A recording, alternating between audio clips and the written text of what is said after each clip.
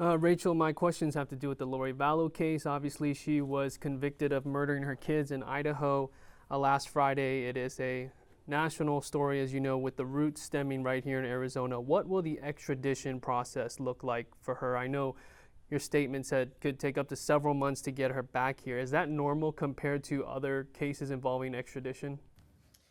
You know, it varies depending on whether the person waives extradition or fights extradition. So we're also waiting, of course, in Idaho for that process to be completed. And so that's probably a fair assessment that it would take a couple of months or more.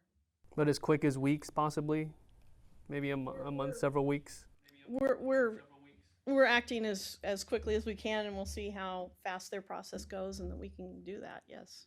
Are your prosecutors working with Chandler and Gilbert police to charge others possibly involved in the murder of Charles Vallow and the attempted murder of Brandon Boudreaux, or is Lori Vallow the lone defendant you foresee? We've reviewed the entire case, and we're always looking for additional evidence, but at this point I'm not going to talk more about that than say that. Well, your office did decline to prosecute her husband, Chad Daybell, yet his name is mentioned all over the police reports for Gilbert and Chandler. There was so much evidence that came out in the trial as sort of a preview. Well, why not prosecute him or take another look? We're always open to taking another look as more information becomes available to us, and that, typically in the lifetime of a case as it goes to trial, stuff does come up, information does come up, so we are open to looking at that. Family members of Charles Vallow believe, Chandler PD could have done more to make an arrest in his murder before Lori moved to Idaho. It was about 2 months of time, and ultimately preventing the murders of her children. I know hindsight is 20/20, but do you think a trial here would be redemption for law enforcement in some way?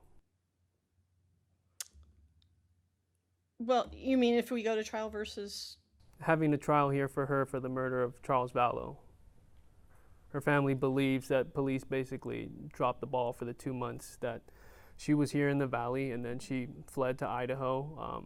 And they now say that she was pretty suspicious in the beginning, but there was no arrest of her brother who shot and killed Charles, and he claimed self-defense at the time. So obviously we're looking at a case as it comes before us and what the appropriate thing is to do in that case, and if that gives them peace of mind, and I hope it does, although it'll never make up for the loss of their loved one, then I'm glad for that. She faces life in prison in Idaho, but what is your message to taxpayers here who may say, why even extradite her? Why is prosecuting her important to you in your office?